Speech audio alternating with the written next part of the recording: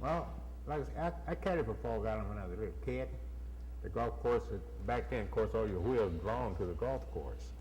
And I caddied for him all the time. He wasn't a good tipper and had the heaviest bag he ever carried. But back then, I wasn't really thinking about those kind of things, so I really can't comment on that. I don't know if he was racist or not back then. But well, I was interested in track, not basketball. Right. That was the only reason, race. I just think that was a policy, as far as I know. Like I said, it was the Wichita and Kansas City alumni had a lot to say about what went on in athletics up there. They didn't stand up, and I think there are a lot of reasons for it, and I think racism clearly is one.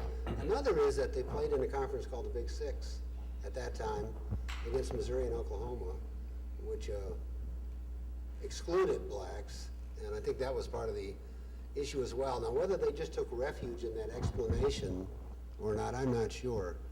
But I think they were men of their times, and I think they were racist. We had one basketball coach. He went to North Carolina and coached for a long time, and then he came up, not Diener. He went down there with Diener, and then he finally came back and moved back to I'll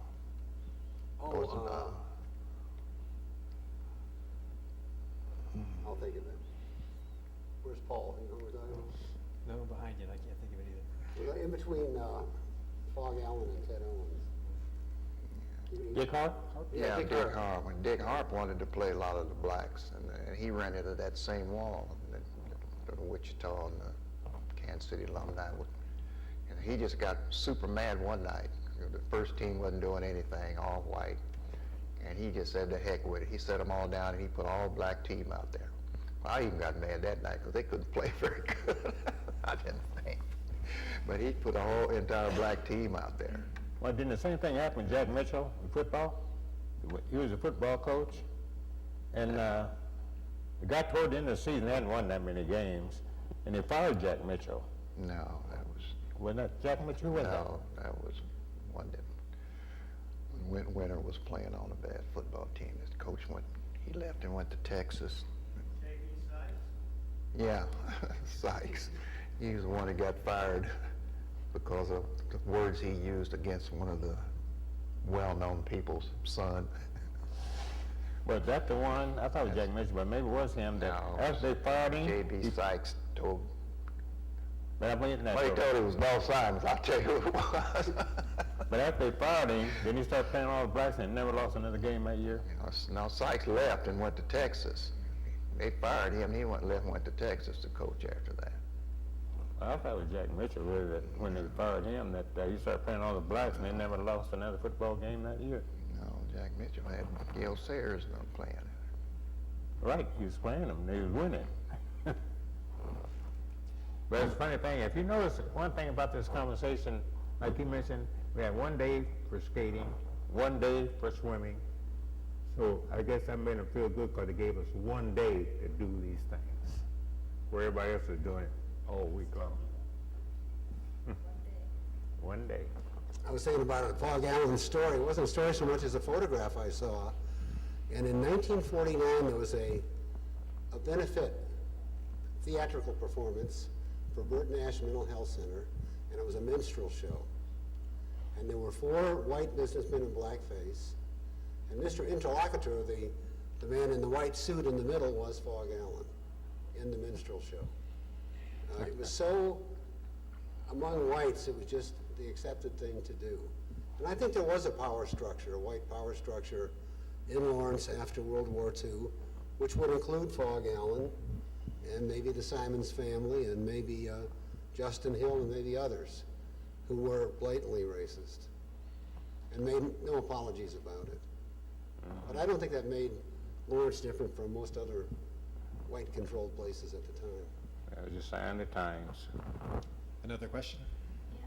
First of all, I want to say thank you for being here today because you sparked a lot of memories for me and a lot of questions, and I really appreciate you coming here today, both all Thank three you. of you. Thank you.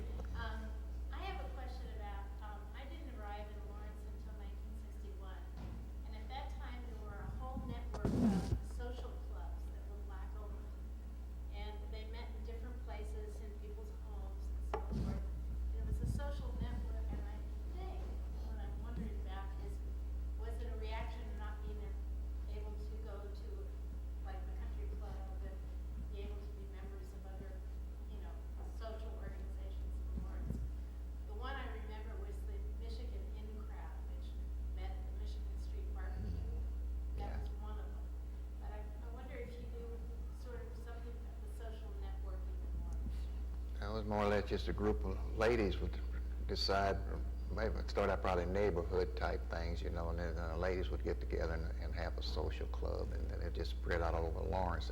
You're right, there were several of them, and they'd have a dance once a year, what do you call it, where you had to wear tux. Formal dance every year. The Esquire Club, and what else? We had the Esquire Club. They had a lot of women's clubs. They had a lot of ladies clubs in there. They had their formal at the community building.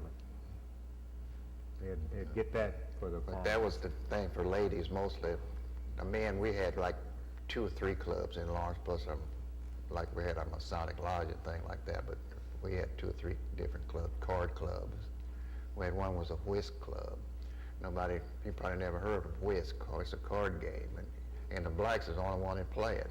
But actually, it came from England, and a lot of the rich society white ladies, they used to have whisk clubs. They had one here in Lawrence, started back in the 1800s. And that's all they played was whisk. But that was play. They didn't have a place to go. They'd go to each other's house and meet, you know, and have these things. That was just something for them to get out and have a place to go to and have a party once a year, a formal party and so forth. My mother, I think she joined everyone in Lawrence, plus the PTA and the Legion and everything else. But Yeah, we had our own American Legion back then. yeah. Yep, couldn't join their Legion either. Yeah, we couldn't join our Legion, Couldn't join I our- was 40 or 8, so we had our own I American tried to Legion. join a VFW here, and they told me to go to Kansas City or Junction City because he had black VFWs there. And now they're begging me wanting to join. I said, no, I belong to the VFW. I have a life membership, but I got it out of Kansas City. Any other questions for our guests? Mr. Monroe, Mr. Newman, Dr. Tuttle, thank you so much for your time today. Very much appreciated. Thank you. Thank you. Thank you. Thanks a lot.